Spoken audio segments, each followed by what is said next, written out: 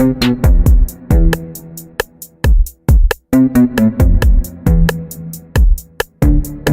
back to Spot On Sports, everyone. Me and B-Walk will get a little bit up close and personal with you guys with my point exactly. B-Walk will start it off hot with Jason Witten. As you know, he did just announce his retirement early today. He'll be moving on to Monday Night Football on ESPN, taking up John Gruden's seat. We'll start with the question, are the Cowboys better without Jason Witten? So, no, they're not better without Jason Witten. Jason Witten's going to be a first ballot Hall of Famer. Shout out to Jason Witten. I wouldn't have turned that deal down. But, no, they're not going to be better, but I feel like our offense is going to be able to move without him. You see in a lot of these pro styles nowadays, you really don't have a lot of tight ends. Those tight ends are going to make those big plays. You have the Jimmy Grahams, the Rob Gronkowskis, but once you kind of get away from those tiers, you're not really seeing those other tight ends that are really taking off with 1,000-yard seasons. But I feel like the Cowboys will be able to mask that with utilizing the tight ends that we do have. Hopefully, Rico Gallows can get on the field. We saw a lot of great things in preseason, but I really want to see what Dalton Schultz does. We actually drafted him from Stanford. I can only agree with you so far. I can agree that they are not a better team without Jason Witten, but I mean, who are you really replacing him with? You get Dalton Schultz, and he's a guy who they thought was just an inline blocking tight end of about 50 receptions, about 500 yards, 10 yards. That's a good curl route, and that's all you get. And then you say that they can probably max that with Rico Gallows. Well, he had a concussion. He hasn't necessarily proved anything to me in 2 years. We don't really know what we got out of Jeff Swain. And then you got Blake Jarwin, who's probably caught. You got guys who have like about somewhere under 5 receptions throughout the whole team, while Jason Witten has 69. I don't think that the Cowboys, I think they'll actually have problems moving the ball somewhat, because you got to remember the type of blocking tight end that Jason Witten was. This guy was actually taking on defensive ends and sometimes defensive tackles. So, I mean, yeah, you can spread them out more. And then you do got Ezekiel Elliott, who's, you know, a runner above all and, you know, a man among boys. But I think you miss some facets without Jason Witten being there. Will we be having this conversation if we drafted Dallas Goedert in the second round? But hey, thanks, Philly. But what I will say is our offense will be fine. What have we built our offense on? Now we have the offense, the Great Wall of Dallas. We have a tremendous line that will be prolific for the next 3 to 4 years. And honestly, you guys get a solid blocking tight end, because Jeffrey Swain was a very good blocking tight end. That's why he was labeled our number 2 tight end, not just because it was Jason Witten, but because he could actually pick up the pace on the blocking scheme. Now, what I just see our offense will lack is just production on the catching side from our tight ends. Look, with the Cowboys drafting Michael Gallup in the 3rd round of the draft, I mean, I'm assuming, or at least I'm hoping, that the Cowboys are going to move to some type of spread offense, because like you said, with the Cowboys now, you're not going to get much production out of your tight ends. I'm going to go ahead and assume, like I said, you think Rico Gallows will be next man up. Let's hope he is. I mean, with concussion, we're not really sure. You took a year, the remainder of the year at that, and that concussion happened in the preseason. That's an issue there. I have a solution.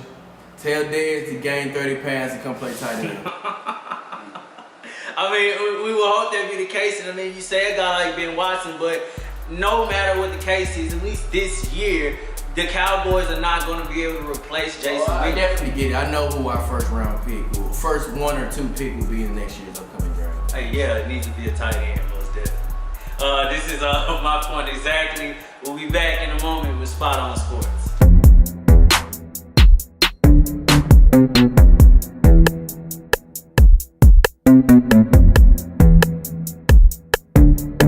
James Harden is smacking phones and Donovan Mitchell is making plays.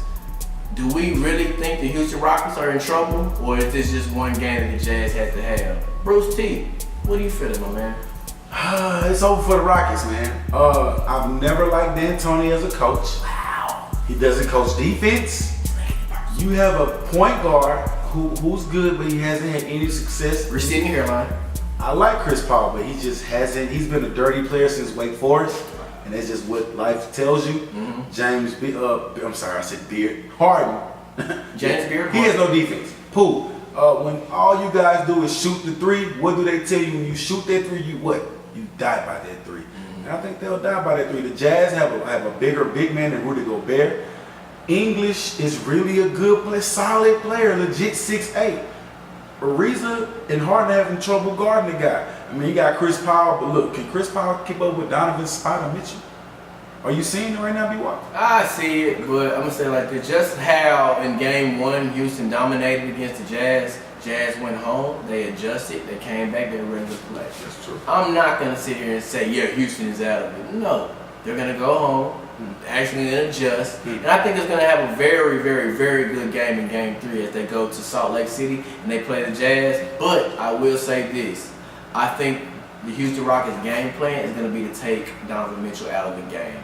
Yes, Joe Ingles had a great game, but at the same time, they can't allow both of them to beat them in those times of need.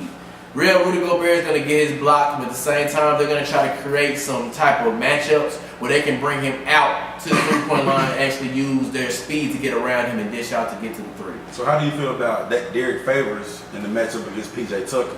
Derek Favors has kind of been bad. Well, he hasn't improved the expectations to me ever since being the number 2 pick. But matchup-wise in the playoffs, he gave the Thunder a lot of trouble last round. That's true, but I just feel like P.J. Tucker is more aggressive than I can say anybody other than Russell Westbrook on the OKC team.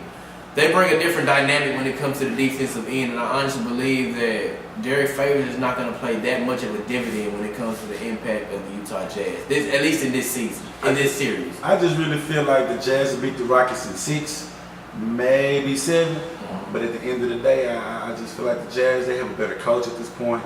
The team is better built to beat this Rockets team. I mean, you got a guy like Dante Exum coming off the bench, O'Neal coming off the bench. These guys are built. I mean, we like the running gun Rockets, but when you're shooting threes and nobody but Capella is rebounding, and you have guys like Derek Favors and Gobert getting rebounds on the inside, and when you try to take that inside dive to the rim, i.e. Harden or Paul, and Gobert's there for rim protection stopper, I think it's making it a little harder for the Rockets to play that normal ball they play.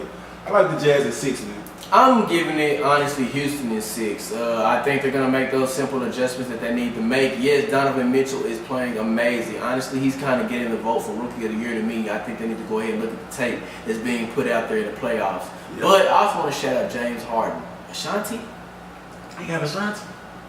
Yeah, he's a lucky man. I mean, hey, you get rain on me. I'm just saying, man. You know, hey, I like. But hey, fans, stay out of players' face, man. That's kind of disrespectful. Yeah. If you guys were in the streets, you guys would be walking up for autographs. Just because you guys are in a heated environment doesn't mean you can say whatever you want to say. Okay. Drake as well. What if somebody was cussing you at the concert? You would want them removed. He just wants to drop jewels on y'all today. He wants to be, politician today. But I just really want to shout out James Harden. Tell him to politic them losses that the Rockets are going to take the next 2 weeks, okay? They won't be playing in the Western Conference Championship. I like Golden State and Jazz for the Western Conference Finals. Bruce just wants to get to Utah, guys. Don't worry about it. So, thank you guys for watching this segment on Spot on Sports. You guys, please subscribe, comment, leave us what you guys want to see. Kind of give us some new segments we can talk about. So, this is Spot on Sports. I'll see you when I see you. Peace.